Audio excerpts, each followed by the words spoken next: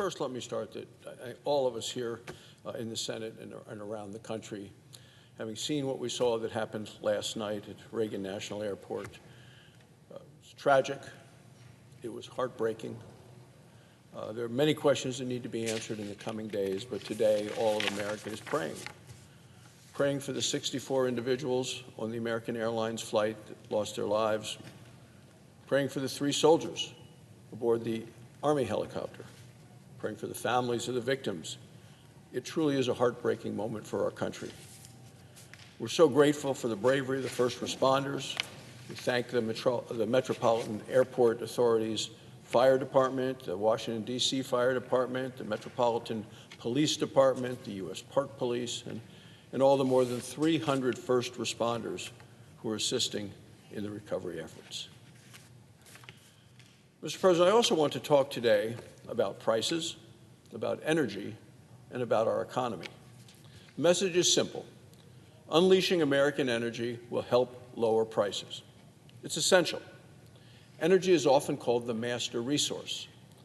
By controlling our own energy production, we are able to control our own future.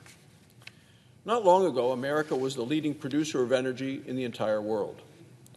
President Trump had made America energy independent, and he did that for the first time in decades. Well, that changed in 4 short years under the prior administration. We went from a nation of energy dominance to a nation of energy dependence. The previous administration went on a regulatory rampage. It was disastrous for our economy. The results were painfully high prices for food, prices for fuel, all sky high. Suddenly, Washington was attacking energy producers and energy workers in states like my home state of Wyoming. Our nation found itself turning to adversaries for our energy. Let me ask a simple question.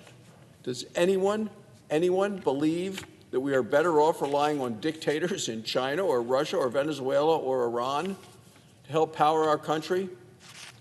Does anyone believe we are better off when energy prices are sky high? Were we as a nation more prosperous? Well, the answer to all of these is no. For the past 4 years, the previous administration treated energy as an enemy. Governor Doug Burgum and Chris Wright will treat American energy as the God-giving blessing that it is. It's available, affordable, and reliable. American energy is an asset. Energy is the source of our strength in America. It is a solution to help bring down painfully high prices. America is an energy superpower, and we should act like it. Working together, Governor Burgum and Chris Wright will be a powerhouse energy team for our nation. Governor Burgum grew up in Arthur, North Dakota, population 400.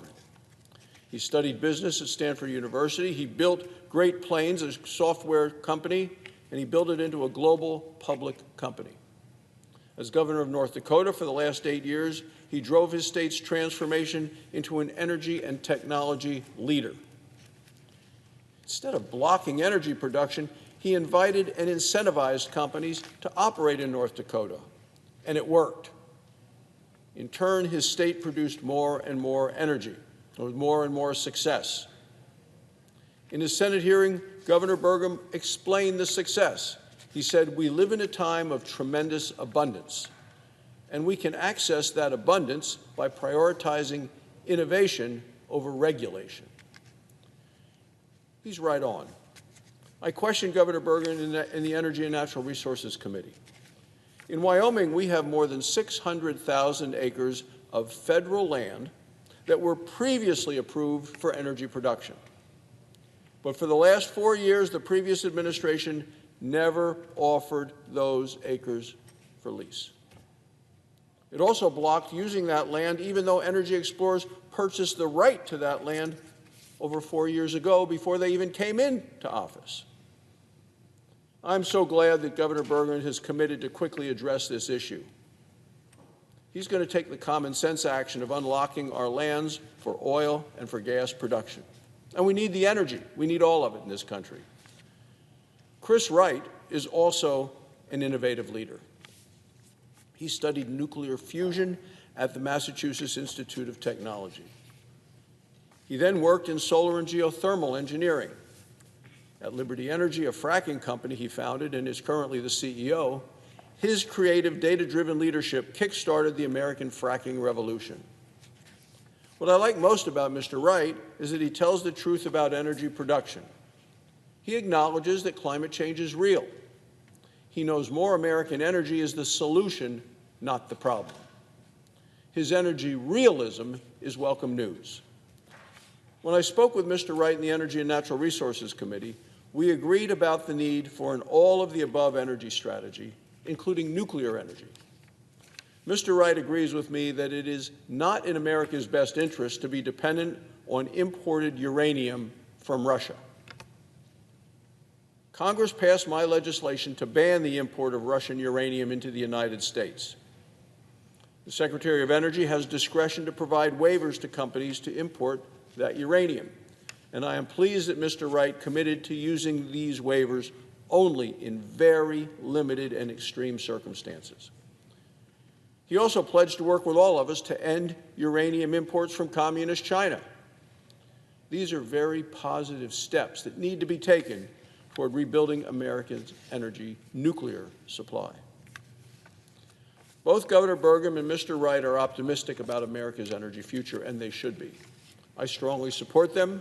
They are America's energy all-stars. They have laid out an inspiring vision for lowering prices, for building up our energy supply, and for dealing with our adversaries from a position of strength. Later today, this Senate will vote to confirm Governor Burgum as Secretary of the Interior. Chris Wright's confirmation will follow soon thereafter. They deserve strong support here in the Senate. With their leadership, the age of climate alarmism is over. The golden age of American energy dominance is here. And additionally, Mr. President, I just heard the minority leader talk about the hearing today for Kash Patel, and as is the nominee to be the director of the Federal Bureau of Investigation. The minority leader had said he hadn't heard anything at the hearing that adequately addressed what Mr. Patel would do to make America safer. And I would just refer to what was written today by Mr. Patel in the Wall Street Journal when he wrote an article that said, "How I'll Rebuild Public Trust in the FBI." That'll make America safer. He wrote, "If confirmed, I will remain focused on the FBI's core mission and not involve the Bureau in prosecutorial decisions. Determining whether someone should be charged with a crime is the responsibility of the Justice Department, not the FBI. If confirmed, I will guide the agency in investigating criminals and safeguarding the homeland." To me, that answers the question, Mr. President.